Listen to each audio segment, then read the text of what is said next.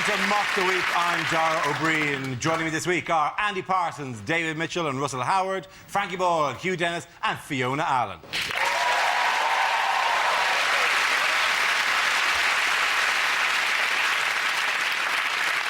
Our first round is called Headliners. Here's a picture of everyday goings-on in the NHS. But what does TFHC stand for? Is it tired fatty has cardiac? That's harsh, to be honest. Yes, it was. Is it from the Daily Mail? Is it terrible foreign hypochondriac chancer? Is it this fellow who's croaked? Which newspaper was that from? The Daily Express of 1951. Is it television fans hate Casualty? Is it transplanted face hides Cameron? Is it Trenchfoot hits Carshalton? Is it... I've heard Trenchfoot has hit Carshalton. Is it that it's a particularly wet concussion, or just people are just taking They're it just on? slovenly. They have a bath too close to when they have to be at work. That fool has chlamydia. I'll give you the T stands for Tories. Tories fight hospital cuts. Yes, that's exactly what it is. Well done, Andy. The answer I was looking for was Tories fight hospital cuts, refers to David Cameron's promise to battle Gordon Brown on the problems in the NHS as he tries to regain the initiative amid rumours of an autumn election. OK, in what way did he threaten Brown with the NHS? Threatened him with a bare-knuckle fight. It's exactly the phrase he used. It's a really insensitive phrase to use, isn't it? But it's such a schoolboy thing, isn't it? Yeah, he'll need more hospitals when I'm finished with him. Yeah, and you just know Brown's going to turn up just with a big lamp. You go, yeah? Do you want it, you bitch? They were lying, Gordon, they were lying. You think Brown turns up for a fight with a lamp? I don't know why I said lamp. Yeah. I would accept a baseball bat, I meant to say lamp bicycle post. chain. It's not called a bare knuckle and lamp fight. Or maybe it's kind of like the Untouchables. He hits you with a knuckle, you get him with a lamp. If he had a WWF name, it would be something imaginative like Gordon Brown. And his pre-match psych-out speech would be, I will probably win. But why, in this face of... how did Cameron launch his health initiative? He launched it very badly. He did. He made it a hand glider and threw it off the top of the House of Commons. He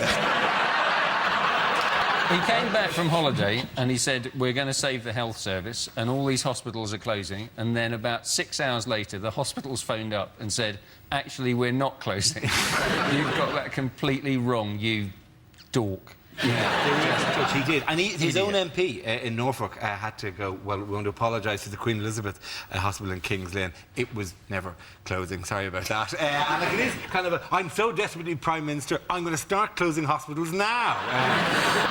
It is so ridiculous. He's come back and he's launched this thing called the Public Services Policy Review to gain the initiative back from Labour. Like anybody is remotely interested in a document called the Public Services Policy Review. If they wanted someone to buy that or look at it, they'd have had to call it Harry Potter and the Public Services Policy Review. And at the end, one of the Weasleys would die on a trolley, having been left there for 36 hours. That's how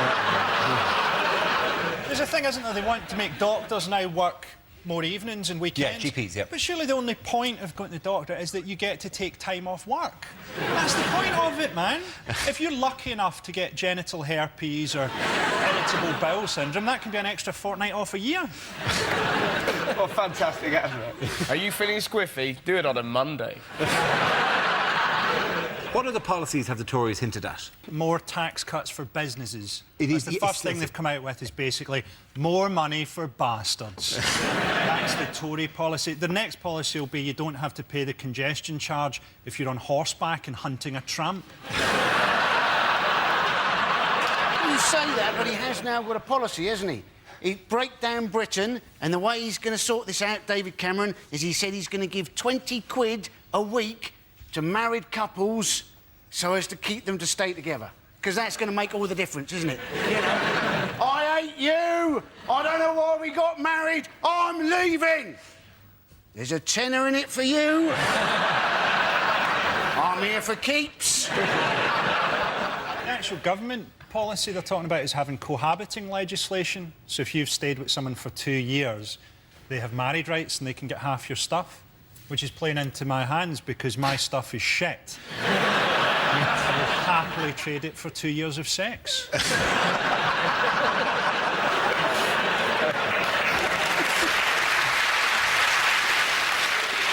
How has Blue Peter managed to upset the Tories this week? Have they changed their name to Red Peter? They have not. No, they have not. No. Is Connie Huck? It is Connie Hook, yes. Does she hate him? I don't know. But she would hate him. No.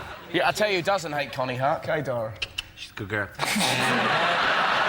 Hang on. Don't mess with the hook. What does that mean? Do you fancy her? He dresses up as her. I've seen him do it. He dresses up as her. I've seen him. Winks at you. Kids TV kind of thing, and I quite like... she's getting dissed Right, at so the you moment. do then.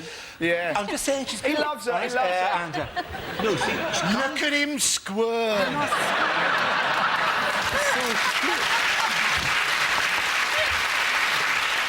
Have you ever met her, Dara? I've never met her, no. Is you like your- to meet Clearly her, Dara? not Would you going like to to happen sidle now. up to her and say, here's something I made earlier?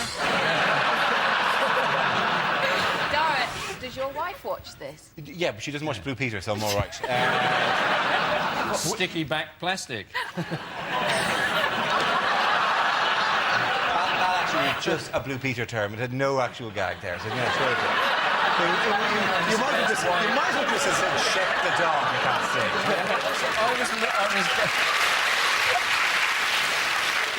Anyone know why Blue Peter got grief off the Tories? Because she did this press conference that was supposedly about how cycling is good, but Ken Livingstone went on about how the Tories are shit, and then it's felt that she was in some way associated with this being a party political press conference when she thought it had been an environmental stroke cycle around press conference, and the BBC apologised in the most sort of pathetic terms to the Tories for having done this, and apparently they have now imposed upon her a new contract where she can't say what she likes anymore. So now Blue Peter presenters no longer have the same human rights as the rest of us. Ironically, this week on Blue Peter, they're making a voodoo doll of David Cameron. See, she's got the perfect opportunity, hasn't she? That bit where they're making a present and they go, send your parents out of the room. She can pretty much say what she likes to children, eh? Send your parents out of the room, we're making an advent calendar. Rebel by killing people and blowing shit up. That's why you don't work in kids' TV, Frank. Essentially, she publicly expressed an opinion about cycling, which, as far as I'm concerned, she's allowed to do. At the same time, in the same room, the Mayor of London said the Tories were a bunch of bastards, which also he's allowed to do. What's the problem? The problem was that the Tory councillor believed that was in some way showed that the BBC and Blue Peter were endorsing Ken Livingstone's push for a Lord Mayor of London next year. Do you know the way that Blue Peter viewers, who are aged 8 and 14, are big voters? Some of them are 8, some of them are 14, some of them are around about 35. 35. Don't mess with the hook. Which world leaders' holiday photographs have been in the news? This is Putin, isn't it? This is, of course, Putin. Vladimir These photos are great. Yeah. That's Vladimir Putin, just striding randomly across the lake. He looks like a gay porn star, doesn't he? By the way, that's November. But he was going on a trip, wasn't he, to thank Prince Albert of Monaco for helping them get the Winter Olympic Games. Yeah. And Prince Albert, seeing these photos, he'd be thinking, crikey, what have I let myself in for, won't he? What sort of favours am I going to get from Vladimir Putin? Oil yourself up, Albert. We're going for a sauna. How gay does it sound? Basically, you've got a topless man knocking about with a bloke called Prince Albert. It's gayer than Right Said Fred dancing on a doily. Can we go back to the previous photo? Why has that horse got a spike through its head? Because it may have disobeyed him in He some is tiny planning way. to launch a nuclear strike from that horse's head. With one of those wooden nuclear bombs that Russia has been using for so long. Well, you know. I think it's a bit sad that this guy, you know, he could level us at any time, and there he is. He waxes his chest. He needs a bra. It's just quite scary, and He's frightening. He would snap me like a twig. Yeah. That's what I want to see in a leader. Someone who can crush a man's head like a beer can. I would like to see John Prescott in a series of similar photographs. He still gets a hard time about the whole Litvinenko thing, doesn't he? But I just think Litvinenko wasn't a very good spy if he doesn't know not to accept a glowing cup of tea from a glowing teapot from a man who appears to be wearing a spacesuit. I was going to make jokes about Russians all being gangsters, but some Russian people spoke to me, and all I'd like to say is I'm looking forward to Chelsea continuing their great start to the season and the safe return of my pregnant wife.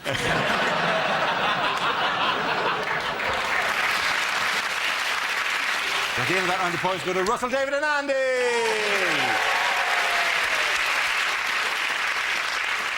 Now we play a round called Harry Potter and the Wheel of News.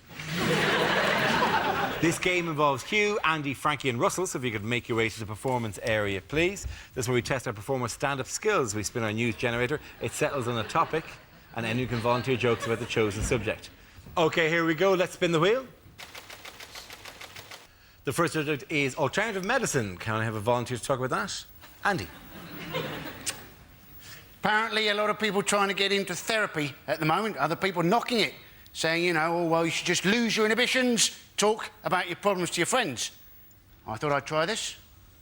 I talked about my problems to my friends for a whole hour. Lost my inhibitions, also lost my friends.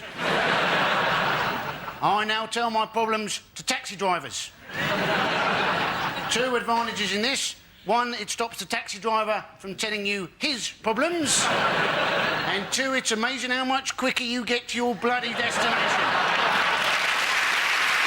Well done, Andy Parsons. OK, let's spin the wheel again. The subject is the media. Who wants to come into that? Russell. I'll do that.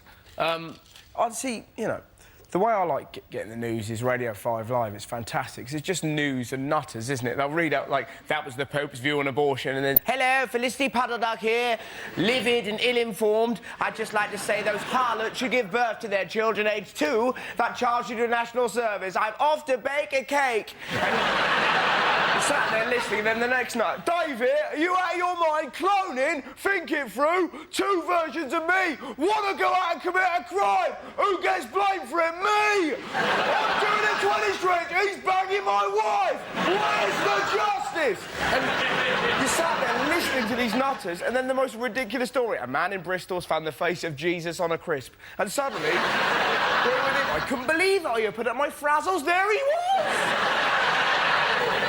Russell Howard. OK, the losers Hugh and Frankie. The next topic is sport. Do you know, I've heard a rumour that horse racing may not be completely honest. It's unbelievable, isn't it? But how do you stop the corruption? Well, one solution may be to call horses something like mafia-backed second favourite. Because if everyone did that, everyone would be confused, no one would know who to bet on, and the whole thing would be fair again. And they're off, and the first to show is blatantly bribe, followed by mafia-backed second favourite. They're just ahead of Dope to the Gills, Mysterious Limp, and just behind them, Out for a Canter, and I'll Fall at the Fifth. And as they come to the fifth, I'll Fall at the Fifth has fallen. I'll Fall at the Fifth has fallen at the fifth in a magnificent display of cheating, and they're coming into the final furlong. Mysterious Limp is slowing, Out for a Canter is clearly struggling, but coming through strongly is mafia-backed second favourite, and as they cross the line, mafia-backed second favourite has won it, which is remarkable, seeing as he has no head. That's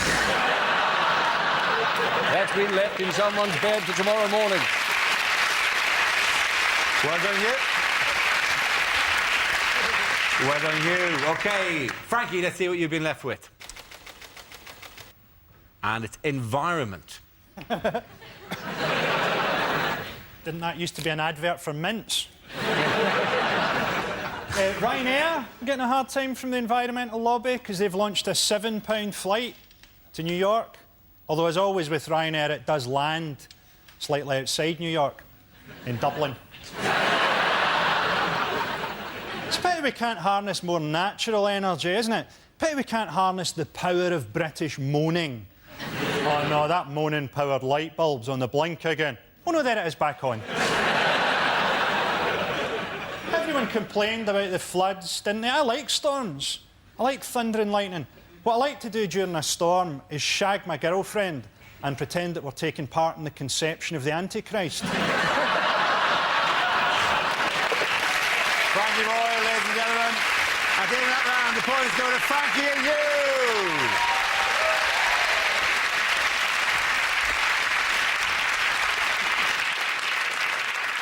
OK, this round is called, is this the answer, what is the question? On the board are 6 categories. David, which category would you like? Education, please. OK, your category is education. The answer is 25 in a row. What is the question? How many green bottles are standing on Charles Kennedy's windowsill? Is it you've just been picked up whilst hitchhiking? What's the last thing you want to hear the truck driver chuckle as he nods towards the 24 empty rucksacks in the back? Is it how many times has Dara O'Brien cracked one off on Blue Peter?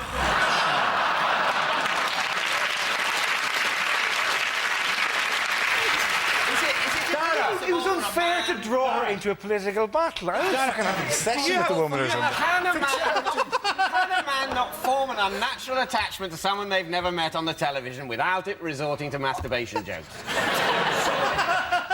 He's just made a little shrine. Little shrine. And can I point out, stop writing Dara fancies Connie on a piece of paper.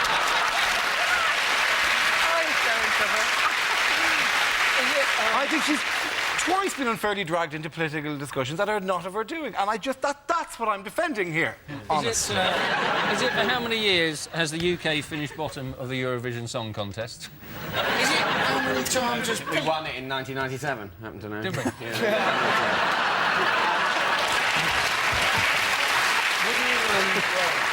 So, that shoots you down, my friend. Would you like to sing us that song, David? Well, I would, but unfortunately a court order says I mustn't. It was Katrina and the Waves, actually. Is it how many times does Victoria Beckham throw up during lunch? Is it how many letters are there after A? Is it Cliff Richard has had 25 top 10 hits? How many were shit? Is it how many researchers from GMTV won phoning competitions last year?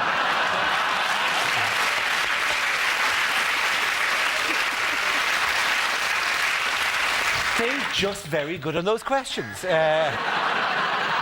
I'm going to steer you towards the correct answer. It is an education issue. Is it to do with GCSEs? It is to do... No, actually, no, it's through A-levels, actually. OK. The results are getting better every year, and they have been for the past 25 years. That's exactly right. Well done, Russell.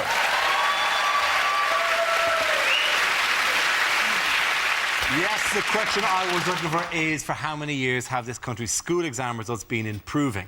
This is the news that in 2007, the UK's school exam grades have improved for the 25th successive year, with record pass rates and more pupils getting the top marks, leading to calls from some quarters for the exams to be made more difficult. Well, what's amazing about it, no wonder kids are so disaffected in this country. Like, they get the best results ever. And how do we respond? Do we say, well done? No, we go, well, they're getting easier.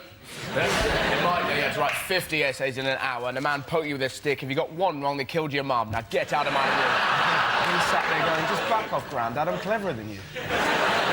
You do put young people in this country in a ridiculous catch-22, where all the coverage is about how stupid young people are, but you give them one chance to shine, and then they all work really hard and get A's, and then you tell them it's further proof that they're stupid. What this is a massive argument in favour of is a huge cut in funding for education. Rather than making the exams harder, let's just make the pupils stupider. That's a very good point. Clearly, too much money is going into education. You're educating them too much at this stage. People say that education's screwed, and then at this time of year it becomes clear that it's actually too good. Better than we need. The thing is, though, everyone gets to go to university now anyway, because everything is a university. It used to be you'd turn up to do a gig in a uni and you go, didn't this used to be a polytechnic? And now you turn up and you go, wasn't this an all-night garage? Wasn't this a swimming pool last year? There's a thing in Scotland this week where they've introduced philosophy for primary school children who are already quite philosophical, having watched all their brothers and sisters die in a series of unrelated chip pan fires. Are girls still doing better than boys? Now, boys apparently are closing that gap. Yes, by only a tiny percentage. There will always be differences because boys want the tit and the girls want commitment. So there'll always be. I always find at school the one thing I could never work out was how to get girls' bras undone. I just couldn't work out. And then eventually I realised that these girls were wearing a different type of bra from my gran.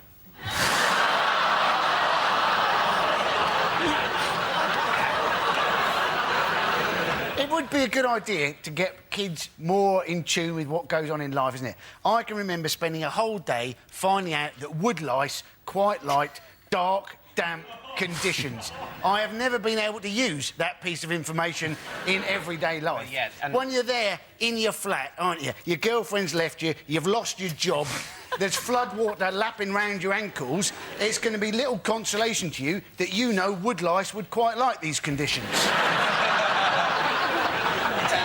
I swear for 5 or 6 years in a row, they explain autumn to you every year during the autumn. And as far as I know, there are very few jobs that are based on the understanding of autumn. And also, isn't it something that happens anyway? It's not something you have to make a note of, otherwise the trees aren't going to shed their leaves. But they're just protecting you from the shock of it happening again. Oh no, the world is dying! Ah! We've told you about this, David. We've told you about this a number of times Every now. year you forget. Why are the trees naked? Isn't the whole thing with school, though, that it's never going to be as stimulating as life is now for children? Because they've got, like, blockbuster movies and video games. You know, there's no way that school can be as stimulating as Tekken. Sir, why have you got the head of a leopard? Quiet boy, fireball. OK, which British sportsman will be looking for a new job soon? Tim Henman is going to retire, isn't he? Apparently, yes, with bad back, yeah. He said his decision is because of his 2 young daughters, who regularly beat him in straight sets. Surely he's actually going to try and retire and then never quite actually make it. And he'll end up playing until he's 100 years old. He'll just bottle the retirement just at the final minute. I think, to be fair to Henman, he was once the 4th in the world. Let's not forget, once the 4th in the world and reached 6 Grand Slam finals, which is a great achievement for a totally shit player. It's difficult to cheer on someone who, in your heart of hearts, you know you could probably beat yourself. Yeah, but any new 10 sport, I mean, any 10 sport on a regular basis will see around them, or perhaps be one of these people who sits in a chair, their fat rolling over the sides, going, "You're useless. Get off the pitch. I should be out there." Has to be said, it would be pretty boring watching sport if you just sit there going, well, I just think they're all excellent, actually. Well done to all the effort that's gone in, and I don't actually care who wins, because I think sport wins here. The fun of it is to go, what's he doing?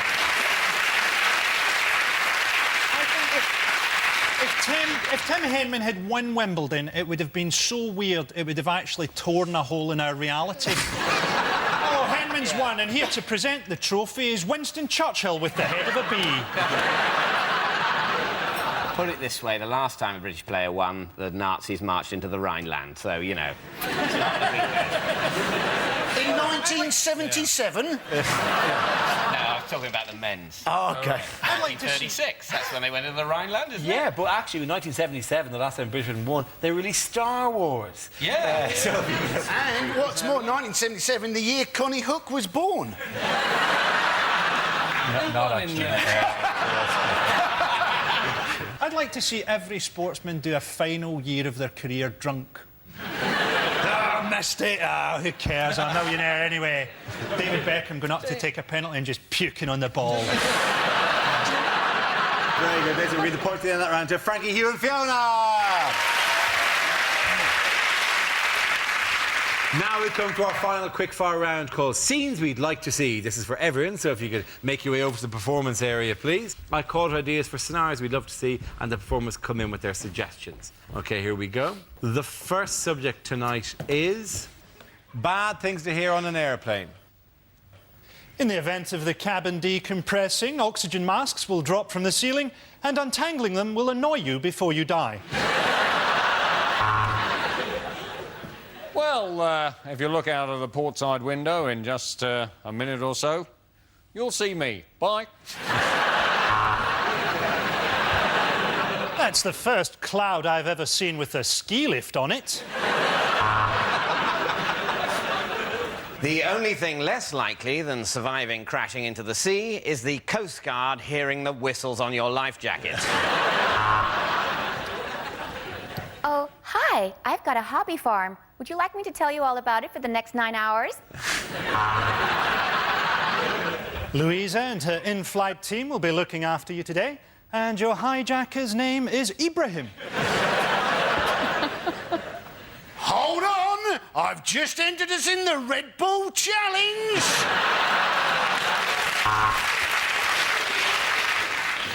Will the fat people please move to the back of the plane?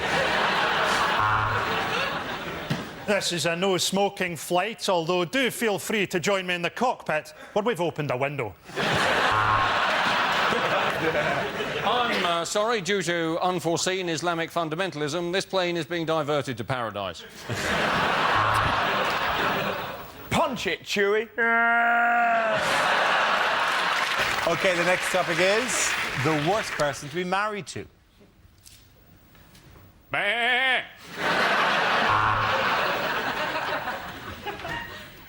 I love you lots. Oh, let's see what Mr. Tiddles thinks of you. What do you think? Die, bitch!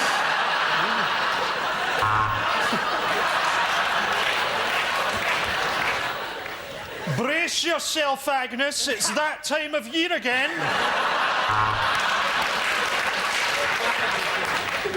These are my late rabbit's ashes. Say hello. When I said I was a positive person, I meant HIV.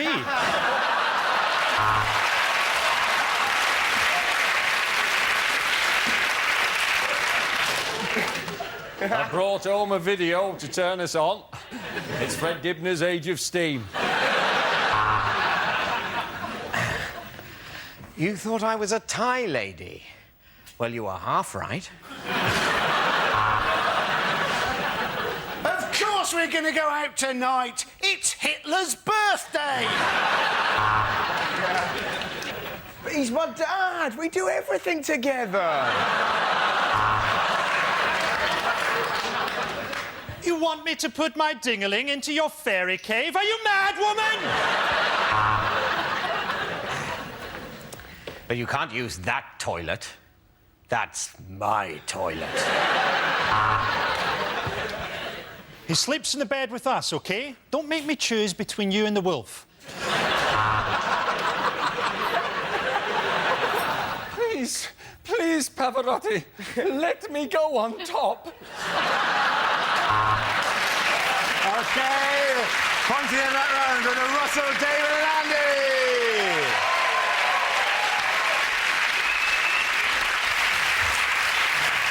And that is the end of the show. This week's winners are Frankie Boyle, Hugh Dennis and Fiona Allen. Commiserations to Andy Parsons, David Mitchell and Russell Howard.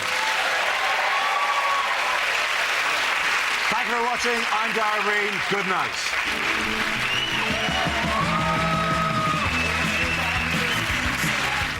He's back on BBC Two, A Man with His Heart in the 70s. Steve Coogan as Saxondale next.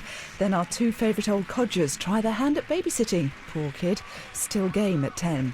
And you can download Russell Howard's latest podcast now from bbc.co.uk/6music.